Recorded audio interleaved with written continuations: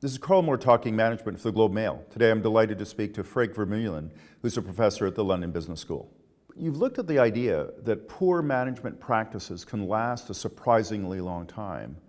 Why do you think that is? Well, we assume that harmful management practices will make firms less competitive. And because they're less competitive, they will gradually disappear and those practices will disappear with them. But unfortunately, I've noticed that that's not necessarily the case, and let me give an example of that. So I had actually already been wondering for a long time why, for instance, newspapers were always so big, so impractically large-sized newspapers, and why newspaper companies wouldn't make them smaller. Now, I had always made the assumption that that was because it's cheaper to print on big sheets of paper. But when I really started working with newspapers, among others The Guardian in the UK, I found out that it's actually more expensive to print big sheets of paper rather than small ones. And then I asked them, and I said, why do you do it? Why impractically large sheets of paper instead of small ones? It's more practical. And then they said to me, yeah, look, that's the way it is. Huh? Look around you. All newspapers are big and all have always been big. Customers wouldn't want it any other way. Now, of course, now we know, since a few years, that that wasn't true, because actually The Independent, as the very first newspaper in the world, made a smaller newspaper, and that was because they were going bankrupt and they had to try something, and saw a surge in its circulation. And then the Times followed and made the smaller newspaper and did better, and even The Guardian followed, and now you see all over the world that newspapers are getting smaller. So yes, customers did want it.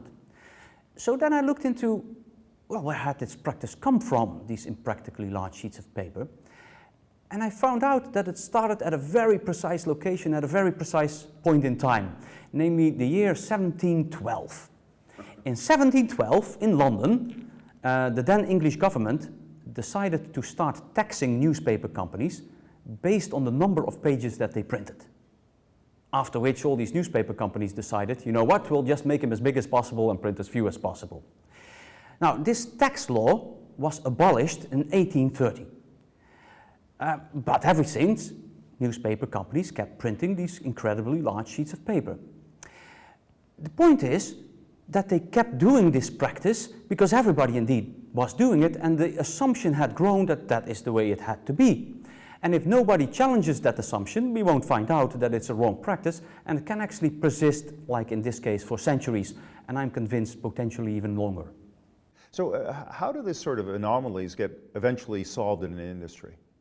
Well, in many industries, I am convinced, they often don't, at least not for a very long time. But if they do, and when they do, you can see certain things that you can generalize.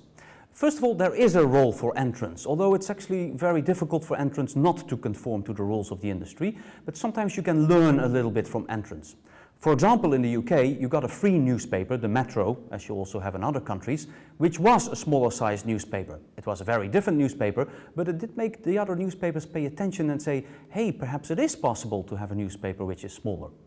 The second one is that sometimes, and that's also paradoxically, it's actually companies in distress that manage to solve it, as we saw here with The Independent. The Independent namely had nothing to lose. It was going bankrupt. So they thought, well, we might as well try this.